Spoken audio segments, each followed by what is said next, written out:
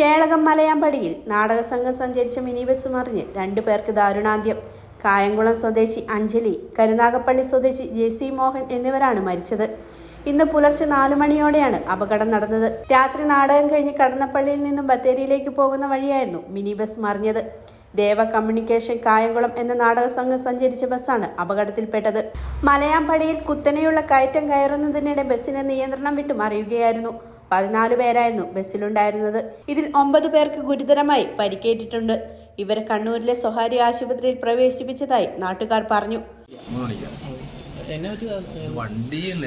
വണ്ടി വളഞ്ഞു വന്ന് നമ്മളെ റോഡ് അറിയുമ്പോഴത്തെ റോഡിലാണ് നമുക്ക് അറിഞ്ഞൂടായിരുന്നു അതെന്ത് സംഭവം. അങ്ങനെ വണ്ടി വളഞ്ഞു വന്ന് വളയുന്ന മാത്രം അറിഞ്ഞ, പിന്നെ എങ്ങനെ എന്തോ പറ്റിയെന്ന് അറിയുമ്പോൾ 3 മണിയുടെ ആക്സിഡന്റ്.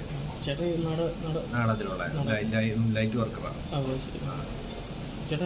എനിക്ക് ഇവിടെ വേറെ ഇത് പറ്റുമോ, ഒന്നും വേറെ പ്രത്യേകിച്ചൊന്നും പറ്റില്ല. എനിക്ക് പ്രത്യേകിച്ചൊന്നും പറ്റിയിട്ടില്ല. എല്ലാവരും കൊല്ലം അല്ലെങ്കിൽ കൊല്ലത്തുള്ളവരുണ്ട്, ആലപ്പുഴ, ചേർത്തലേക്കുള്ളവരുണ്ട്.